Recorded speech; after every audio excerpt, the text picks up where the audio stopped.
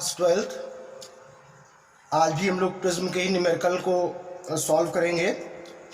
तो ये न्यूमेरिकल हमारे सामने है।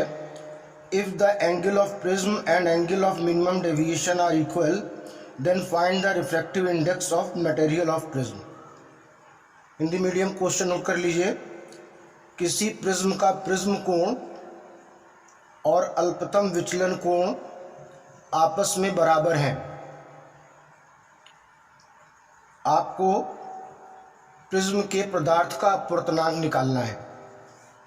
एक्चुअली में ये क्वेश्चन इस तरीके से भी आता है, in this condition prove that reflective index of prism n 2 cos a/2। ये इस तरह से भी पूछा जाता है। तो इसको सॉल्व करते हैं। देखिए हमारे पास जो गिवन है वो है कि prism angle equals to angle of minimum deviation, मतलब प्रिज्म कोण अल्पतम विचलन कोण के बराबर है।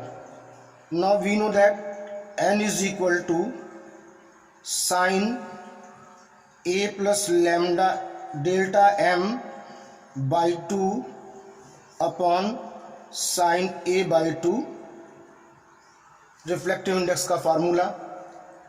अब ये जो कंडीशन हमें दी गई है a is equal to delta m, उसको पुटअप कर रहे हैं। n is equal to sine a और डेल्टा m की वैल्यू क्या है a, क्योंकि इस फॉर्म में आता है इसलिए हम a को लेकर चल रहे हैं,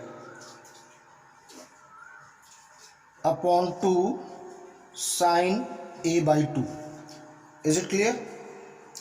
अब यहाँ पर आप देखिए तो आपको फॉर्मूला मिल रहा है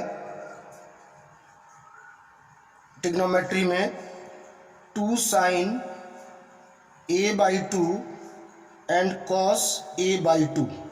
ये किस चीज़ का फार्मूला है आपको मालूम होना चाहिए। नहीं मालूम है तो खोज के मालूम करिए। साइन 2 थीटा, ठीक है, अपॉन क्या है साइन a/2। अब यहाँ पर सिंपल देखिए कि ये और ये कैंसिल हो गए और n इज इक्वल टू आपके पास आया 2 cos a/2, जो कि प्रूफ करने को दिया जाता है। इस फॉर्म में अगर आता है तो ये भी आंसर है, इस फॉर्म में पूछे तो भी ये आंसर है। ठीक, क्योंकि हमें a लाना होता है इसलिए हमने डेल्टा m की जगह यहाँ पर a पुटअप किया है। तो एक इस तरह के क्वेश्चन आते हैं बोर्ड एग्जाम में, ज़्यादा ही आपसे पूछ लिया जाता है। तो अगर आप ट्रिक से करोगे तो आपको कोई भी न्यूमेरिकल इतना परेशान नहीं करेगा। एक और क्वेश्चन पे आते हैं बच्चों। सेकंड है, a glass prism has angle of prism as 60 degree and reflective index 1.5, for which value of angle of incident angle of emergence will also be same। Hindi medium note करिए। एक प्रिज्म का prism कोण 60 degree और अपवर्तनांक 1.5 है। for which value of angle of incident, आपतन कोण के किस मान के लिए अपवर्तन कोण आपस में बराबर होंगे। तो हम लोग जानते हैं कंडीशन ऑफ मिनिमम डेविएशन, मतलब अल्पतम विचलन की दशा में जो आपका r होता है वो क्या होता है a/2। r कितना होता है a/2।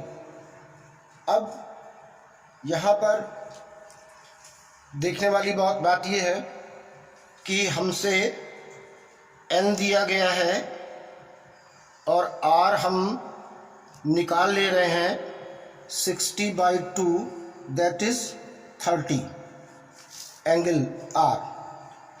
तो अब क्योंकि सिर्फ आई और आर का रिलेशन पूछा गया है, तो सिंपल सी बात है, स्नेल का नियम लगा दीजिए। अब बच्चे सोच रहे होंगे प्रिज्म चल रहा है तो हर जगह वो n is equal to sine A plus, वो नहीं, जिस कंडीशन में मामला फिट हो वो कंडीशंस आप लगाइए, क्योंकि फिजिक्स बेस्ड ऑन रिलेशन।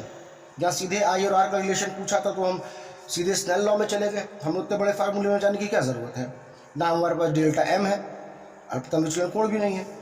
तो now sine r is equal to, sorry sine i पूछा गया है, sine i is equal to n sine are.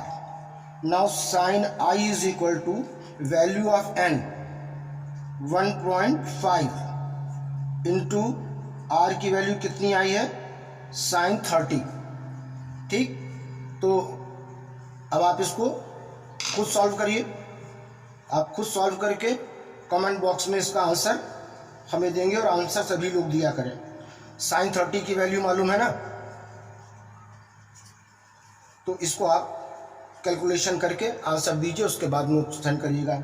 इसी तरह हम लोग कल और भी कुछ डिफरेंट टाइप के न्यूमेरिकल को सॉल्व करेंगे।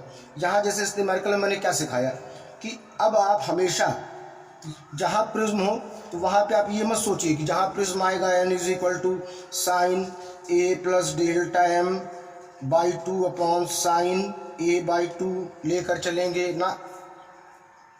जो रिलेशन जहाँ पर फिट हो वहाँ पर उसको अलाउ करिए। यहाँ पे हम डेल्टा एम ही नहीं मेरे पास, हम इसको लेके भी चलते, और प्रिज्म पढ़ते पढ़ते आप भूल गए कि ये फार्मूला भी स्नेल लॉ से ही प्रोड्यूस हुआ है। ठीक, तो ये सब चीज़ ध्यान में रखिए और अपना आंसर कमेंट बॉक्स में दीजिए, उसके बाद नोट सेंड करिएगा।